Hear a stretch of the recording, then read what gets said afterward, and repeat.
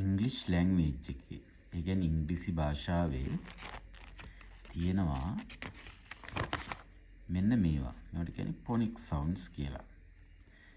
එතකොට බලමු මේ ෆොනික් සවුන්ඩ්ස් කියන්නේ මොනවද කියලා. ඇත්තටම දැන් ඕගොල්ලෝ මේ දකින අකුර ඒ අකුර. ඒ කියන්නේ යාගේ ඇත්තටම නම. නමුත් මෙයාගේ ඇත්තම උච්චාරණය වෙන්නේ ඈ.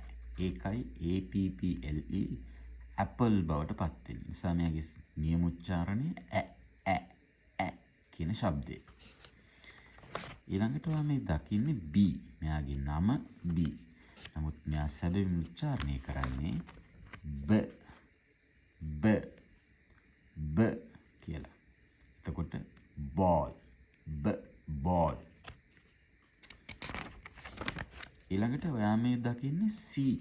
මෙයාගේ නම තමයි C. ඒ වුණාට මෙයා උච්චාරණය කරන්නේ ක කියලා. cat වෙන්නේ ඒකයි.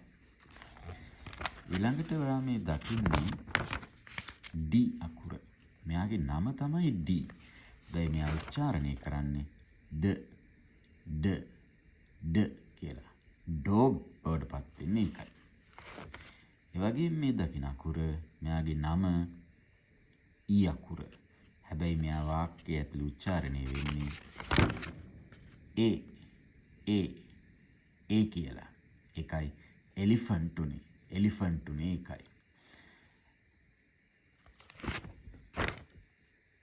එහෙනම් සියලු දෙනාටම ස්තුතියි.